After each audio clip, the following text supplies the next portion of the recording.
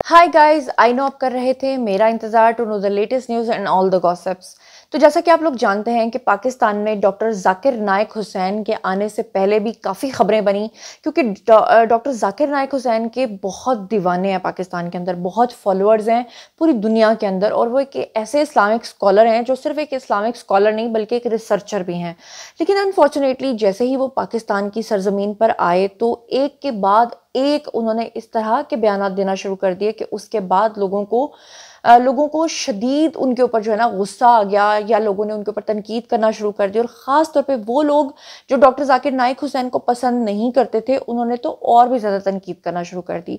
तो अब की बार ऐसा क्या हुआ कि डॉक्टर जाकिर नाइक हुसैन को पूरी पाकिस्तानी कौम से मुआफ़ी मांगनी पड़ गई। और मुआफ़ी मांगने में उन्होंने बिल्कुल भी हिचकिचाहट नहीं दिखाई, बल्कि उन्होंने खुलेआम सबके सामने जो है वो मुआफ़ी मांगी। लेकिन मुआफ़ी मांगने के बाद उन्होंने फिर इस तरह के बयानात दे दिए कि उसके बाद लोग जो हैं वो और ज़्यादा सीख पा हो गए।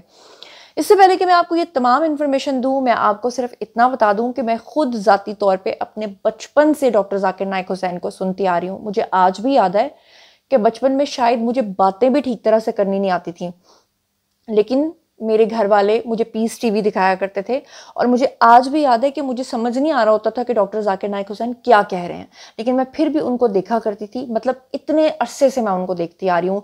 और उनकी इस्लाम के लिए बहुत सारी खदमात हैं, सबसे बढ़कर ये कि वो हमेशा लॉजिक और रिसर्च के साथ बात करते हैं। लेकिन ये बात भी हकीकत है कि जब वो पाकिस्तान में आए हैं तो इस तरह की बातें कर रहे हैं कि ऐसा लग रहा है जैसे वो कुछ बौखलाए हुए हैं, वो कुछ परेशान है, या ऐसे जैसे उनकी रिसर्च ने एकदम से काम करना छोड़ दिया है। बिल्कुल ऐसे जैसे आप चैट जीपीटी से कोई सवाल पूछें और चैट जीपीटी आपके सामने कंफ्यूज हो जाए, तो आप खुद कंफ्यूज हो जाएंगे कि चैट जीपीटी कैसे कंफ्यूज हो सकता है। सबसे पहले मैं आपको बता दूं कि डॉक्टर जाकिर नाइक हुसैन ने जिस बयान के ऊपर माफ़ी मांगी है उसके बारे में बात कर लेते हैं, और फिर मैं आपको बताती हूँ वो बयान जिसकी वजह से लोग और भी ज़्यादा उनके ऊपर गुस्सा कर रहे हैं। जी, सबसे पहले मैं आपको बताऊं कि डॉक्टर जाकिर नाइक हुसैन जो हैं उन्होंने आज से कुछ दिन पहले एक बयान दिया था, जिसमें उन्होंने पाकिस्तान की एयरलाइन पीआईए के हवाले से तनकीद की थी। और उन्होंने क्या कहा था, मैं आपके सामने एग्जैक्टली उनके वर्ड्स जो हैं वो रख देती हूँ। बेसिकली वो एक तकरीब में खिताब कर रहे थे, जब उन्होंने उस दौरान जो है कहा था कि पीआईए से मुतल्लिक उन्होंने बात करते हुए कहा था कि पीआईए जो है उसमें उन्होंने इल्ज़ाम ये आयद किया था कि पीआईए जो है उन्होंने उनसे 50% मांगा। यानी उन्होंने कहा कि आपका जो लगेज है, आपका जो सामान है वो बहुत ही ज़्यादा है, आपको जो है वो 100 यानी कि अलाउ था केजी, लेकिन आपके पास 1000 केजी का सामान है, इसलिए हम आपको उसमें जो डिस्काउंट है वो 50% दे देंगे। तो डॉक्टर जाकिर नाइक हुसैन ने उस वक्त इंडिया की यानी भारत की तारीफें की थी, और उन्होंने कहा था कि अगर मैं भारत में होता तो शायद वहां पर मुझसे इतने पैसे कोई भी ना लेता, बल्कि मुझे मुफ्त में मेरा सामान जो है वो दे दिया जाता। होना तो ये चाहिए था कि डॉक्टर जाकिर नाइक हुसैन जो प्रीचिंग के लिए आए हैं पाकिस्तान के अंदर, पूरी दुनिया में वो जाते हैं तो असूल की बात करते, कानून की बात करते, और कानून ये कहता है कि ऐसा नहीं हो सकता कि कोई एक इंसान जो है वो इसलिए कि वो मशहूर है या वो कोई मौलाना है तो उसकी वजह से आप उसको 1000 केजी लेके जाने दो, और दूसरा कोई शख्स जो है उससे आप लगेज के पैसे लो। तो जाकिर नाइक हुसैन ने ये जो बात की, उसके बाद जो है उनको इसके ऊपर माफ़ी मांगनी पड़ गई, क्योंकि लोगों ने बहुत ज़्यादा उनके ऊपर तनकीद की कि एक तो आप स्टेट गेस्ट हैं, हुकूमत आपको इतनी इज्जत दे रही है, और दूसरा आप जो है वो पाकिस्तान के सामने यानी आप भारत की मिसालें दे रहे हैं, उस भारत की मिसालें जिस भारत ने आपको वहां से निकलने पर मजबूर कर दिया। आपको बताऊं कि जाकिर नाइक ने कराची के अंदर जो है वो तकरीब में खिताब के दौरान पीआईए से मुतल्लिक अपनी बात पर अब माजरत करते हुए कहा है कि उन्होंने हक की बात की थी, लेकिन वो इसके बावजूद पाकिस्तानियों से मुआफ़ी के तलबगार है। मेरे ख्याल से अगर कोई शख्स मुआफ़ी मांग लेता है, माजरत कर लेता है, तो फिर उसके बाद बात को लेट इट गो वाला हिसाब करना चाहिए, उसको छोड़ देना चाहिए। लेकिन लोग अभी तक बातों को नहीं छोड़ रहे हैं। उन्होंने बताया, डॉक्टर जाकिर नाइक हुसैन ने इस चीज़ को थोड़ा एलेबोरेट भी किया। उन्होंने कहा कि गवर्नर सिंध है जी कामरान खान टेसोरी, उन्होंने कहा कि उन्होंने बेसिकली मुझे ये वाकया दोबारा से याद करवाया, और उन्होंने कहा कि डॉक्टर साहब वो जो पीआईए में आपके साथ हुआ था उसको आप बराए मेहरबानी भूल जाइए। लेकिन डॉक्टर जाकिर नाइक हुसैन ने कहा कि मुझे बिल्कुल भूल चुका था ये वाकया कि पीआईए में मेरे साथ ये वाकया पेश आया था। उन्होंने कहा बल्कि कामरान टेसोरी ने मेरे सामने इसका जिक्र करके मुझे याद दिला दिया। उन्होंने कहा कि जब मुझे दोबारा याद आया तो फिर मैंने कहा कि अगर सोशल मीडिया के ऊपर इसकी इतनी हाइप क्रिएट हुई हुई है और सोशल मीडिया पर लोग जो हैं वो मेरे ऊपर इतनी ज़्यादा तनकीद कर रहे हैं, तो ठीक है मैं लोगों से जो है वो माजरत कर लेता हूँ। उन्होंने कहा कि सोशल मीडिया पर मज़कूरा मामले के ऊपर बहुत सारी बातें बनाई जा रही हैं और वो नहीं चाहते कि इसकी वजह से पाकिस्तान और हिंदुस्तान के लोगों के अंदर मज़ीद नफरत बढ़े। उन्होंने कहा कि पहले ही अंग्रेज़ों ने पाकिस्तानी और हिंदुस्तान के दरमियान काफ़ी नफ़रतें बढ़ा दी थी, लेकिन उनकी ख्वाहिश ऐसी नहीं है, इसलिए वो पीआईए से मुतल्लिक कही गई बात पर पाकिस्तानी कौम से जो है वो माफ़ी के तलबगार हैं। आपको बता दूं कि कुछ दिन पहले बेसिकली ये जो उनका बयान वायरल हुआ था, ये कराची में एक तकरीब के दौरान हुआ था और अक्टूबर के आगाज़ में हुआ था, जब हुकूमत पाकिस्तान की दावत पे वो पाकिस्तान आए थे। और उन्होंने बताया था कि उनके काफिले के अंदर बेसिकली 6 अफराद थे और उनका सामान जो है वो 1000 kg तक पहुंच गया था, जो कि मैंने आपको बता दिया है। अब आपको यहाँ पे बताती चलूँ कि डॉक्टर जाकिर नाइक हुसैन ने इस दफ़ा जितने बयान दिए हैं, हर बयान के बीच में से कोई ना कोई कंट्रोवर्सी जो है वो निकल आई है या लोगों ने निकाल लिया है। आपको याद होगा कि यशमा गिल पाकिस्तानी एक एक्ट्रेस हैं और उन्होंने डॉक्टर जाकिर नाइक से जब ये सवाल किया था कि डॉक्टर साहब मैं एक अदाकारा हूँ, लेकिन डॉक्टर साहब ने कहना शुरू कर दिया कि आप एक अदाकारा थीं, मतलब ये बताने की कोशिश की कि शायद वो इंडस्ट्री छोड़ चुकी हैं और बाद में फिर उस अदाकारा की भी वजाहत आ गई कि नहीं नहीं डॉक्टर साहब ने ये ठीक नहीं कहा, मैं अभी भी एक्टिंग करती हूँ, मैंने तो अपना रेफरेंस दिया था, तारुफ कराया था कि मैं एक अदाकारा हूँ।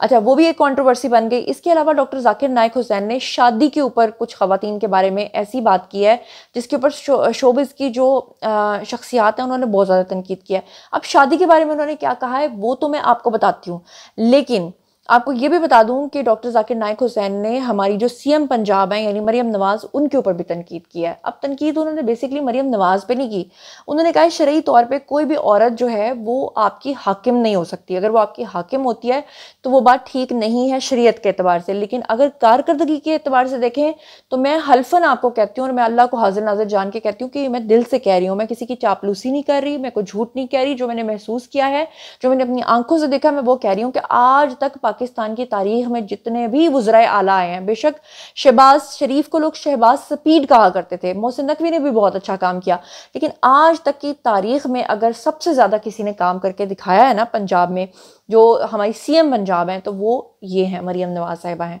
लेकिन डॉक्टर जाकिर नाइक हुसैन ने ठीक है जी शरीयत के एतबार से उन्होंने ठीक बात की, लेकिन उसके ऊपर मुतअद्दिद शख्सियात ने जो है ये भी तनकीद की, शादी के हवाले से मैं बात कर रही हूँ। तो अब ये भी कंट्रोवर्सी बनी हुई है कि डॉक्टर जाकिर नाइक हुसैन ने सीएम पंजाब को बुरा भला कहा, जबकि उन्होंने सीएम पंजाब को नहीं कहा, उन्होंने तो शरीयत के एतबार से एक बात की थी, उसको भी जो है तोड़ मरोड़ के बयान को पेश किया गया। इसके अलावा आपको बता दूँ कि उन्होंने जो शादियों के हवाले से बात की है ना, उसके ऊपर जो शोबिज़ की शख्सियात ने तनकीद की है वो क्या है वो आपको बता देती हूँ कि इस्लामी स्कॉलर और मुबल्लिग ने मर्द को एक से ज़ायद शादियों की इजाज़त पर बात करते हुए एक मौके पर ख़वातीन के लिए बाजारी और पब्लिक प्रॉपर्टी का लफ्ज़ जो है वो इस्तेमाल किया।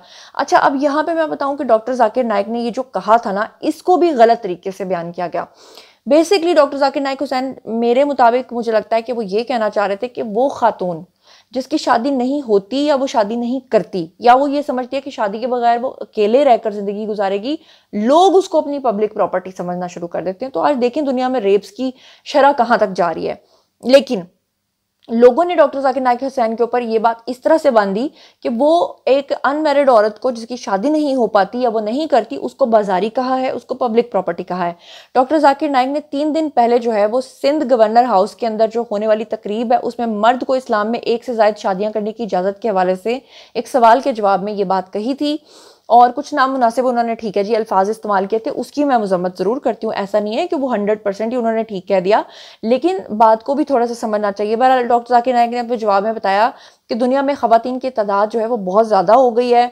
सिर्फ अमेरिका में ही 42 लाख मर्द जो हैं 42 लाख ख़वातीन जो हैं वो मर्दों के मुकाबले में ज़्यादा हैं। उन्होंने कहा कि अगर हर खातून दुनिया के एक मर्द से शादी करेगी तो भी दुनिया में लाखों ख़वातीन को शादी के लिए मर्द नहीं मिलेगा। और सिर्फ अमेरिका में ही अगर इतने लाखों की तादाद बढ़ चुकी है तो उनका कहना था कि जब अमेरिका की 42 लाख ख़वातीन को शादी के लिए मर्द नहीं मिलेगा तो उनके पास 2 ऑप्शंस रह जाएंगे, जिसमें से पहला ये है कि वो किसी शादीशुदा मर्द से शादी करें और दूसरा ये है कि वो दूसरी शादी करें और दूसरा ये कि वो बाजारी औरत या पब्लिक प्रॉपर्टी बनी रहें। ये था असल में कॉन्टेक्स्ट जो उन्होंने कहा था। बेसिकली उन्होंने कहा था कि अगर पूरी दुनिया के अंदर फ़र्ज़ कर लेते हैं कि एग्जाम्पल के तौर पे आपको समझा रही हूँ कि 100 औरतें हैं पूरी दुनिया के अंदर और मर्द सिर्फ 10 हैं, तो बेसिकली उन्होंने कहा था कि वो जो बाकी की 90 औरतें हैं वो कहाँ जाएंगी, उनको भी उन 10 मर्दों के साथ शादियाँ करनी पड़ेंगी, तभी वो 10 मर्द जो हैं वो 100 औरतों के ऊपर पूरे आएंगे। अगर नहीं आते हैं तो फिर क्या होगा कि वो जो एक्स्ट्रा 90% औरतें हैं वो बाजारी कहलाएंगी। ये उन्होंने बेसिकली कहा था। लेकिन शायद उनके अल्फाज बहुत गलत हो गए थे, जिसकी वजह से उनके ऊपर जो है वो बहुत ज़्यादा तनकीद हुई। और उनके मुताबिक उन्होंने कहा कि दुनिया की हर इज़्ज़तदार खातून कभी भी बाजारी नहीं बनना चाहिए। यानी उनका कहने का मकसद था कि वो अपने आप को ये कहलवाना पसंद नहीं करेगी, इसलिए वो या तो किसी की दूसरी बीवी बन जाएगी, वो शादी। ऑब्वियसली फिर इंडिया और पाकिस्तान के अंदर लोगों को बहुत तकलीफ हुई, क्योंकि उन्होंने कोई औरत नहीं चाहती कि उसका शौहर जो है वो दूसरी तीसरी शादी करे। और उन्होंने अपनी तकरीर के दौरान ये एतराफ़ किया कि बाज़ारी लफ्ज़ बहुत सख्त है उनकी जानिब से। ख़वातीन के लिए पब्लिक प्रॉपर्टी का अंग्रेज़ी लफ्ज़ इस्तेमाल करने पर भी लोग नाराज़ होते हैं। उन्होंने कहा कि ख़वातीन की तादाद ज़्यादा होने की वजह से इस्लाम में मर्दों को एक से ज़ायद शादियों की इजाज़त है। इसकी दीगर वजूहात हैं। और पब्लिक प्रॉपर्टी का लफ्ज़ उन्होंने इस्तेमाल करने के ऊपर मुतल्लिक शोबिज़ शख्सियात जो हैं उन्होंने उनको बहुत ज़्यादा तनकीद का निशाना बनाया। इफ़्फ़त उमर ने उनके ऊपर तनकीद की, मिशी खान ने उनके ऊपर तनकीद की, अब्सा कोमल ने उनके ऊपर तनकीद की। इसके अलावा शराफत अली जो कमेडियन है उन्होंने उनके ऊपर तनकीद की। ये सारे आपको नज़र आ रहे होंगे उनकी ट्वीट्स, उन्होंने बहुत ज़्यादा तनकीद की।